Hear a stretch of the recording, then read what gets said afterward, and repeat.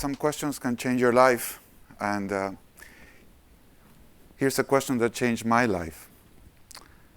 I just got my first job. I was a teacher at MIT. And I started traveling around the country to learn about management. When I interviewed with MIT, I had a degree in theoretical economics. So the dean asked me, well, would you come and teach accounting? And I said, but I don't know any accounting. I said, well, you don't have to know it, you just have to teach it. So I asked him, well, how much do you pay? And he told me, and it was twice as much as the professors of economics. So I think accounting is hazardous to your health, so they pay you extra to teach that. So I said, okay, but I need to learn. So he said, okay, we'll teach you. We'll let you study accounting. We'll give you a year, do like a mini MBA, go around the country, talk to people in companies. So it was a luxury education. I'm thankful for the rest of my life. So I took one of these planes out of Boston, and this guy sits next to me, and he asked me, so what's your job? Typical thing people ask when they sit on a plane. And this question, like one of these seeds, stayed in my mind until today. And it has grown. And as it grows, I don't know if you've ever seen a mountain that you have these rocks, and then there are these little shrubs that come out of the rock, and they break the rocks. The roots are so powerful that they just crack the rocks around it. And this question, over 30 years, has lodged here in my mind, and it has lately just broken my life. It really has just shocked me to no end. So I want to share this question with you, and hopefully in 20 years you'll still be blaming me for ruining your lives too with it.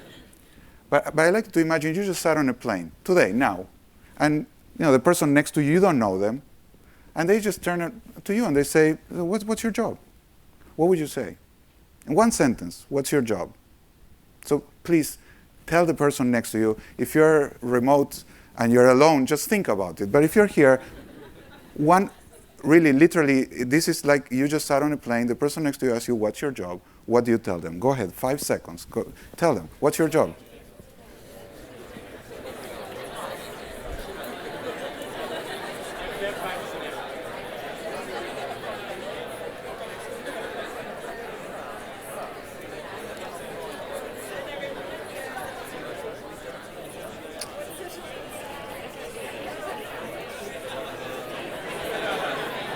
Okay, please pay attention. I have some security announcements. This is how you click your seat belt and all, for those of you who don't know how to do it. Okay. So now comes the interesting part. I told the person, I'm a teacher. What did you tell the person next to you?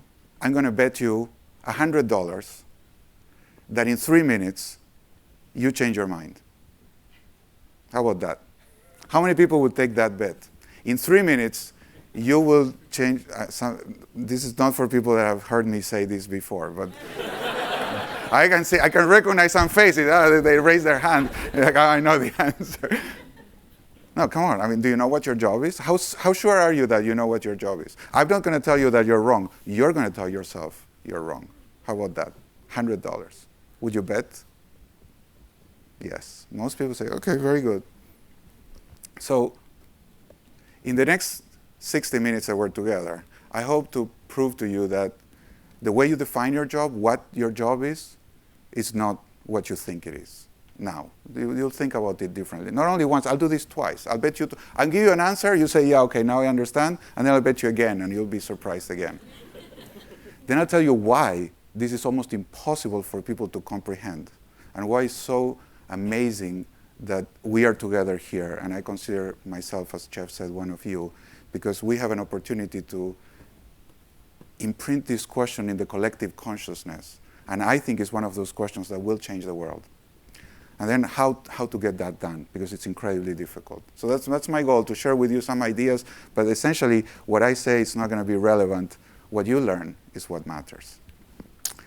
So let's start with the what. And I love this quote from Alice. Would you tell me, please, which way I ought to go from here? And the cat says, well, that depends a good deal on where you want to go. Well, I don't much care where, so the cat says, then it doesn't much matter which way you go. Why is this relevant? Because my job is not being a teacher. My job is to help people learn. See, what's the goal? Most people define their jobs by what they do. I don't know if you did this, but your job is not what you do. Your job is the goal you pursue. If you ask me, what am I doing now? I could say, well, I'm teaching. So this is a verb about what I do. Now, for us Argentinians, that's a very pleasant thing to do. Everybody knows Argentinians are the smartest and the humblest people in the world. So, it feels really natural to say, why are all these people here? Because of me. I'm teaching, so it's me. It's. Now, I've noticed that a lot of North Americans are becoming Argentinians in spirit too. And it's kind of me. So my job is what I do. But really, your job is not about yourself. And your company is not about you as employees. It's what is the goal you pursue? What is the goal I pursue? So notice how different it is to say, my job is to teach, than to say, my job is to help my students learn.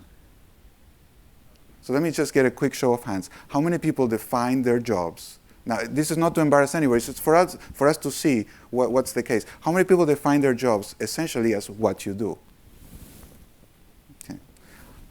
Do you agree that it's a more expansive definition to start thinking of your job as the goal you pursue, as trying to accomplish something? And then what you do becomes subservient. It's a means to an end, but then you have a lot more possibilities. So if someone says, what's your job? Well, I drive people. I'm a driver. I'm a taxi driver. Well, one thing is to drive people. The other job definition is I help people get to where they want to go. That's a completely different definition. As a coach, that's a different kind of taxi driver, but it's also a very powerful definition. I coach people versus I help people get to where they want to go. It's very different. So if I ask you now, what is your job? How would you think about it? Now I'm going to bet you another $100 that in 3 minutes I make you change your mind again. How about that? How many people would take that bet? Don't tell me, it's okay. So this was that was the first revolution in my mind when I realized my job is not what I do, but it's the goal I pursue. And I started asking people, what's your job? And I started seeing how much opportunity is out there in the world by helping people think differently about their goals, their life dreams, their mission, and then design their life based on the mission that they're pursuing, as opposed to just activities. But this one was even bigger. This one was, I would bet $1,000 that 1 in a million people thinks like this. And now think of your job at LinkedIn. And let me take you out and put you in a soccer game. Argentinians, we need to bolster our self-esteem. Soccer is one of the few ways in which we can feel proud of ourselves. So what's the goal in soccer?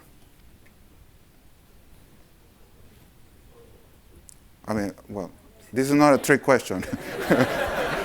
Now people are afraid. I'm not going to bet you anything. It's okay. No bets. What's the goal in soccer? It's to win. To win. You want to win. You play a sport, you want to win. So you want to win, you want to get the cup. Now, what's the job? This is the key question. What's the most important job? What's the primary job of every member of a soccer team? What is the job of every soccer player? To help the team win. Let me say it again. The job of every soccer player is not their goal. They have to subordinate to the team in order to win. Let me put this again. They have subordinate their individual goal to the goal of the team in order to win. No individual player wins the game, not in soccer. The team wins or loses together. It cannot be the case that if we're in the same team, I win and you lose. We do it together. So would you agree that the job of every soccer player is to help the team win? Is that fair? Would you agree? Now, you ask most players, if I tell you, I'm a goalie, what's your job? What would you say is my job if I tell you I'm a goalie? The typical person, what would they say? Stop the ball. Is that my primary job?